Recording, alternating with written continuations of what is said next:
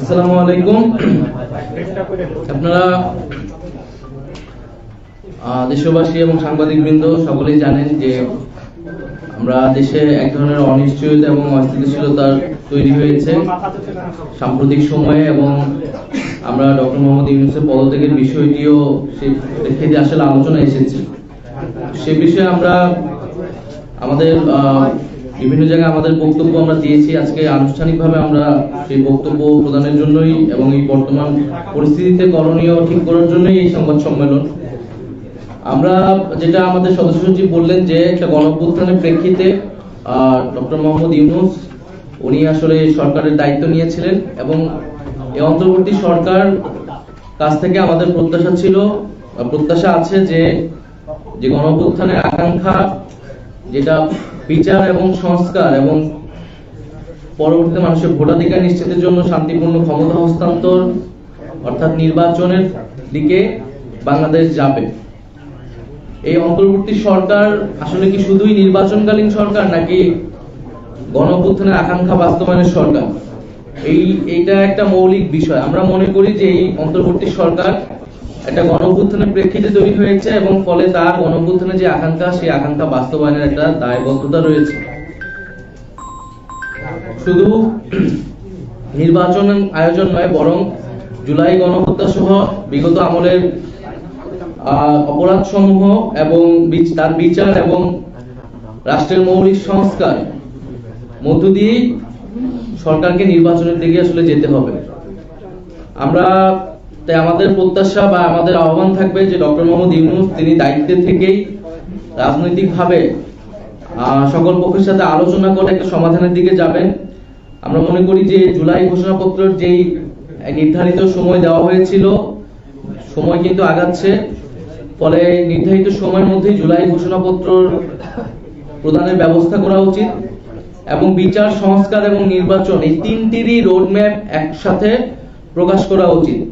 তাহলে জনমনে এবং সকল রাজনৈতিক দলগুলোর মধ্যে এক ধরনের স্বস্তি তৈরি হবে, আস্থার জায়গা তৈরি হবে।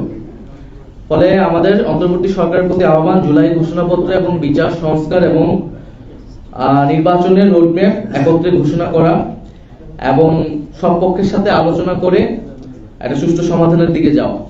পাশাপাশি রাজনৈতিক দলগুলো এবং আমাদের জনগণের প্রত্যেকেরই আসলে দায়িত্বশীল আচরণ করতে হবে। বাংলাদেশের বর্তমান পরিস্থিতি, জাতীয় নিরাপত্তা এবং ভবিষ্যৎ গণতান্ত্রিক বাংলাদেশের কথা ভেবে সকলেই সেই দায়িত্বশীল আচরণ করব আমরা, এবং একটা আলাপ আলোচনার মধ্যে দিয়ে সমাধানের দিকে যাব, সেটা আমাদের প্রত্যাশা।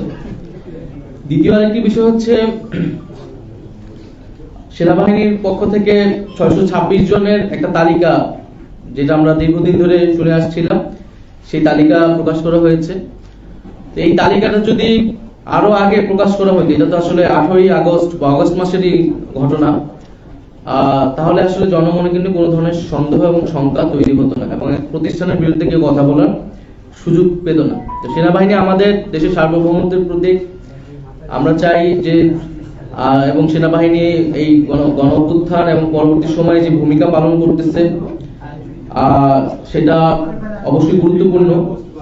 কিন্তু একই সাথে আমাদের রাজনৈতিক ইতিহাসে আমরা বিভিন্ন সময় দেখেছি সেনাবাহিনীর সাথে রাজনীতির একটা সম্পর্ক কখনো কখনো তৈরি হয়। আমরা 1/11 ঘটনা জানি। এই সকল ঘটনা কিন্তু আমাদের গণতন্ত্রের জন্য, আমাদের রাষ্ট্রের জন্য এবং আমাদের সেনাবাহিনী প্রতিষ্ঠান হিসেবে কারোর জন্য কিন্তু কখনোই ভালো ফলাফল নিয়ে আসেনি। ফলে সেই বিষয়টা যাতে আমরা সকলেই বিবেচনা করি, যার যেটা কাজ, যার যেটা দায়িত্ব, সেটাই যাতে সে পালন করে। আমরা বিগত আমলে রাষ্ট্রের বিভিন্ন প্রতিষ্ঠানের বিরুদ্ধে বিভিন্ন প্রতিষ্ঠানকে দলীয়করণ করা হয়েছে। আমলাতন্ত্র, পুলিশ, সেনাবাহিনী এবং নানা ধরনের তাদেরকে দিয়ে মানবতা বিরোধী কাজের অভিযোগও তাদের বিরুদ্ধে রয়েছে। ফলে প্রত্যেকটা প্রতিষ্ঠানই এই সময়টা এসে একটা বিচারের মধ্য দিয়ে যারা অভিযুক্ত তাদেরকে শায়েস্তা করবে, এবং প্রতিষ্ঠানগুলোকে রাষ্ট্রীয় জনগণের প্রতিষ্ঠান হিসেবে পুনঃপ্রতিষ্ঠা করবে, এটাই আমাদের প্রত্যাশা।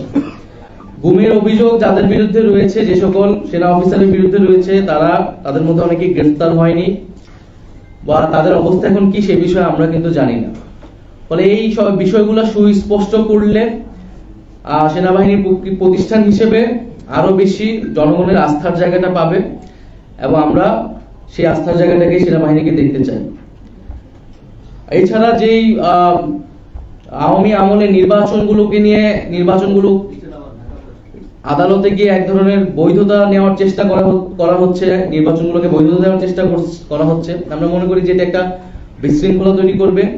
আওয়ামী আমলের সকল নির্বাচনকে কিন্তু আমরা ফ্যাসিবাদ বিরোধী সকল রাজনৈতিক দলে অবৈধ হিসেবেই ঘোষণা করেছি, অবৈধ হিসেবে আখ্যা দিই। ফলে সেই নির্বাচন নিয়ে বিশৃঙ্খলা তৈরি করার চেষ্টা না করে আমাদের স্থানীয় সরকার নির্বাচনের দিকে যাওয়া উচিত। স্থানীয় সরকার নির্বাচনের ফলে মাধ্যমে নাগরিক যে দুর্ভোগ সেটিও আসলে দূর হবে। আমরা নির্বাচন কমিশন নিয়ে বলেছি, নির্বাচন কমিশনে আমাদের যে কর্মসূচি ছিল, নির্বাচন কমিশন যে নিরপেক্ষতা, যে আস্থা, সেই আস্থাটা হারিয়েছে বলে আমরা মনে করছি। নির্বাচন কমিশন যদি সেই আস্থার জায়গা ধরে রাখতে না পারে তাহলে এই নির্বাচন কমিশনের পক্ষে একটা সুষ্ঠু নির্বাচন দেওয়া সম্ভব নয়।